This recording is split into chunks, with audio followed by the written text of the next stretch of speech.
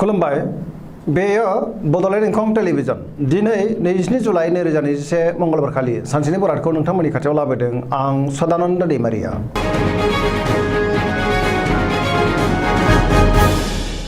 सिगां फरायनो लादों मेष राशि गिबि हांखो अ ल दिनैनि साना जोबोर मोजां पजिटिभ एनार्जिनि गोहोम गोग्लैगोन समाजाव लोगो लेवा बांगोन सोरबा गोजाम लोगोखौ दिनै बहाबा लोगो मोनगोन मोजां आरो गाज्रिखौ बिजिरनो रोंगोन गुबुननि अननाय आरो हेफाजाब मोननानै गोसोखौ दिनै जोबोर गोजोननाय मोनगोन गोसोनि बोलोआ बांगोन देहाया दिनै मोजाङै थागोन अब्लाबो जानाय लोंनायाव सांग्रां जानाया गाहाम मोननो गोनां धोनखौ दिनै मोननो हागोन रांखावरियाव जोबोर मोजां होनजायो आरजिनाय धोनखौ दोनथुमनो हागोन बेफार फालांगियाव जोबोर मोजां मुलाम्फा मोनगोन मावनो लानाय खामानिखौ थि समावनो आरो गोरलैयैनो मावफुंनो हागोन नखराव बिसि फिसायनि गेजेराव अननानै फैगोन बिदा फंबायजों मोजां सोमोन्दो थागोन समाजाव गोबां मान मोनगोन बयनिबो गोसोखौ दिनै जै खालामनो हागोन सेंग्रा सिख्लाफ्रा गोसोनि साननायखौ फोरमायनो हागोन गोसोआ दिनै जोबोर रमान्टिक जागोन गोसोनि साननाय आरो लुबैनायफ्रा मोगथाङाव जाफुंगोन गुबुनजों बाख्नाय जागोन गोबां खामानि मावनो गोसो दुंगोन आरो मावफुंनोबो हागोन फरायसाफ्रा फरायनायाव गोसो दुंखांगोन आरो मोजां फिथाइ मोनगोन धोरोमारि बिथिङाव गोसो दुंखांगोन मोनफ्रोमबो बिथिङावनो मावफुंनो हागोन आरो जाफुंसारगोन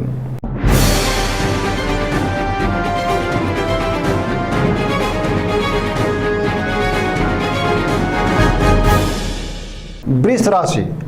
गिबि हांखो इ उ ब दिनैनि साना बारा मोजां नङा सुथुरा बांगोन सोरनिबा सायाव गाज्रि नोजोर गोग्लैगोन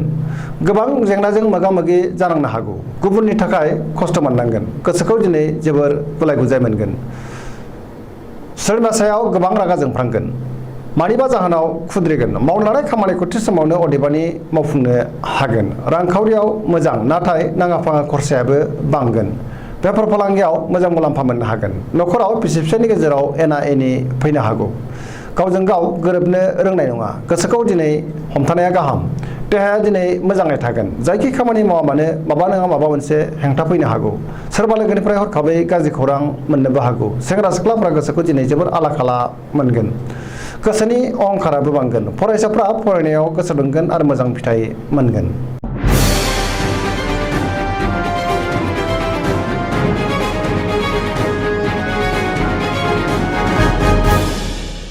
मिथुन राशि गिबि हांखो ख स दिनैनि साना बारा मोजां नङा नेगेटिभ एनार्जिनि गोहोम गोग्लैगोन गोबां जेंना फैनो हागौ गोसोआ दिनै जोबोर गिलुं गिलुं जागोन गोसोखौ जोबोर उसुखुथु मोनगोन मावनो लानाय खामानिखौ मावफुंनायाव हेंथा नुजाथिगोन सोरबा लोगोनिफ्राय गाज्रि खौरां मोननो हागौ देहाया दिनै मोजाङै थागोन अब्लाबो नाथाय जानाय लोंनायाव सांग्रां जानाया गाहाम रांखावरियाव बारा मोजां नङा मोननो गोनां धोनखौ दिनै मोननो गोब्राब जागोन बेफार फालांगियाव मोजां नङा होनजायो गोबां खहा जानांनोबो हागौ नखराव बिसि फिसायनि गेजेराव अननानै फैगोन गोसोनि बोलोआ लोरबां जागोन बिदा फंबायजों अदेबानि मोजां सोमोन्दो थागोन बिमा बिफानि अननाय आरो बोरखौ मोनगोन गोसोनि साननायफोरा दिनै देबार नांगोन लाइमोनफोरा जोबोर आला खाला जागोन फरायसाफ्रा फरायनायाव गोसो दुंखांगोन आरो मोजां फिथाइ मोननो हागोन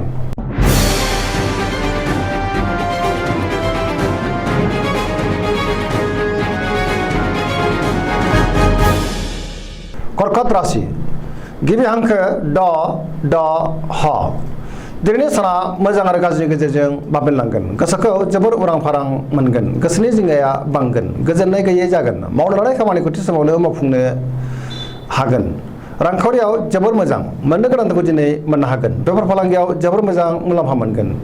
देहाया दिनै मोजाङै थागोन अब्लाबो जानाय लोंनायाव सांग्रां जानाया गाहाम गुबुननि हेफाजाब मोननो हानाय नङा नखराव बिसि फिसायनि गेजेराव अननानै फैगोन बिदा फंबायनि हेफाजाब मोननो हागोन फरायसाफ्रा मोजां फिथाइ मोनगोन गुबुनजों गोरोबनो रोंनाय नङा लाइमोनफोरनि गोसोआ दिनै जोबोर आला खाला जागोन गोसोनि साननायफोरा देबार नांगोन नेगेटिभ एनार्जिनि गोहोम गोग्लैगोन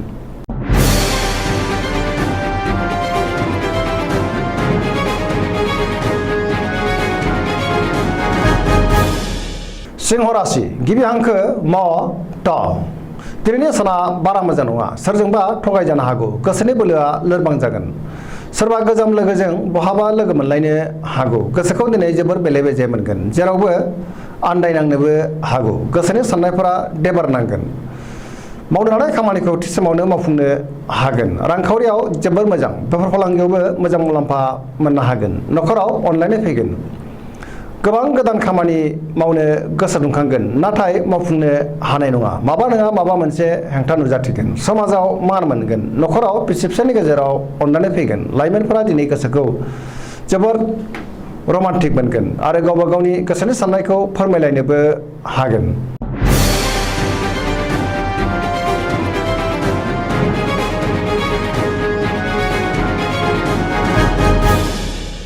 कन्या राशि गिबि हांखो प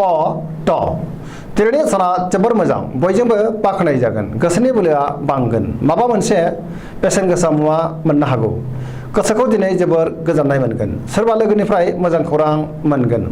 गोबां खामानियाव मुखुब थागोन आरो खामानिफोरखौ मावफुंनोबो हागोन समाजाव गोबां मान मोनगोन गुबुनजों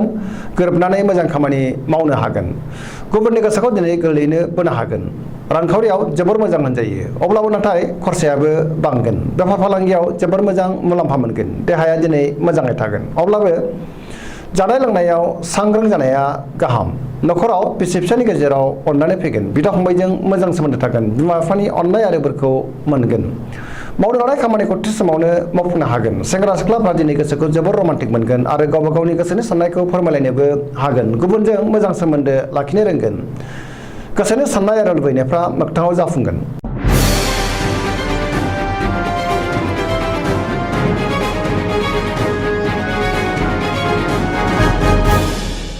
तुला राशि गिबि हांखो र ट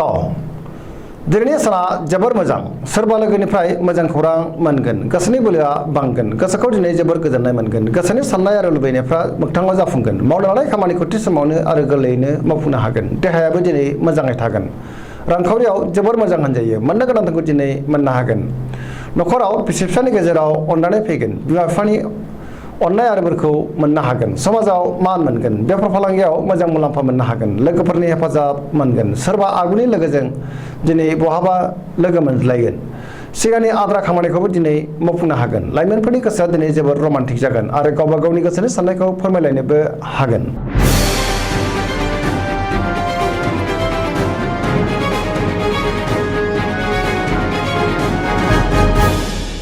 वृश्चिक राशि गिबि हांखो न स दिनैनि साना जोबोर मोजां गोसोआव गोजोननाय फैगोन गोसोनि साननायफोरा जाफुंगोन गोसोनि लुबैनायखौ मोननो हागोन समाजाव मान मोनगोन गोसोखौ दिनै जोबोर गोजोननाय मोनगोन सोरबा लोगोनि हेफाजाबखौ मोननो हागोन मावनो लानाय खामानिखौ थि समावनो आरो गोरलैयैनो मावफुंनो हागोन सिगांनि बबेबा आद्रा खामानिखौबो दिनै मावफुंनो हागोन गोसोनि साननायफोरा जाफुंगोन न'खराव अनलायनाय फैगोन रांखावरियाव मोजां होनजायो बेफार फालांगियाबो मोजां देहाया दिनै मोजाङै थागोन अब्लाबो जानाय लोंनायाव सांग्रां जानाया गाहाम गुबुनजों मोजां सोमोन्दो लाखिनो रोंगोन बयनिबो अनसायनाय मोनगोन पजिटिभ एनार्जिनि गोहोम गोग्लैगोन लोगोफोरनि हेफाजाबखौ मोननो हागोन गोसोआ दिनै जोबोर रमान्टिक जागोन बिमा बिफानि अननाय आरो बोरखौ मोननानै दिनै बांसिन गोजोननाय मोनगोन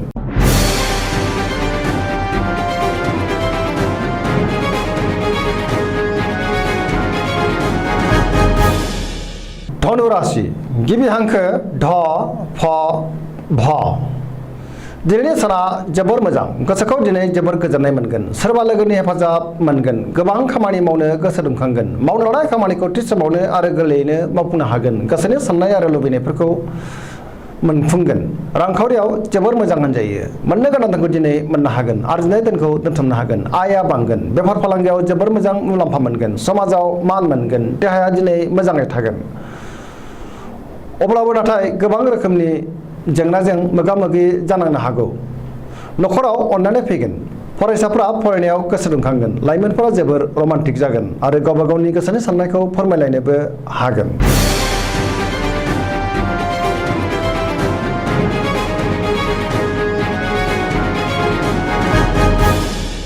मकर राशि गिबि हांखो ख ज दिनैनि साना मोजां आरो गाज्रिनि गेजेरजों बाबेनलांगोन गोसोखौ दिनै जोबोर उसुखुथु मोनगोन देहाया मोजां थानाय नङा मोदोमनि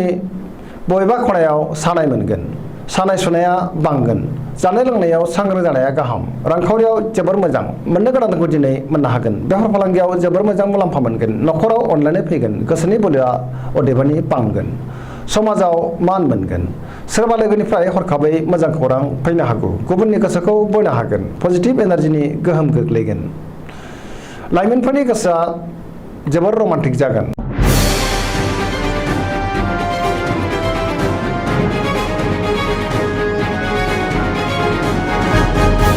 कुम्भ राशि गिबि हांखो ग स स दिनैनि साना बारा मोजां नङा गोसोनि बोलोआ लोरबां जागोन जिंगाया बांगोन गुबुननि थाखाय नाङा फाङा जेंनायाव गोग्लैनांनो हागौ गोसोखौ जोबोर उसुखुथु मोनगोन गोसोनि साननायफोरा देबार नांगोन गोसोआव जिंगाया बांगोन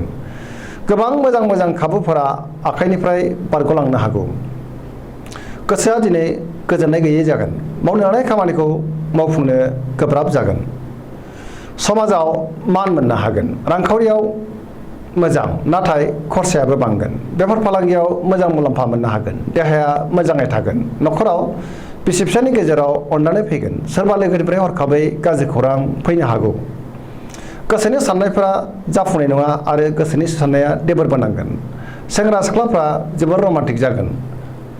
आरो गोसोनि साननायखौ फोरमायलायनोबो हागोन फरायसाफ्रा फरायनायाव गोसो दुंखांगोन आरो मोजां फिथाइ मोनगोन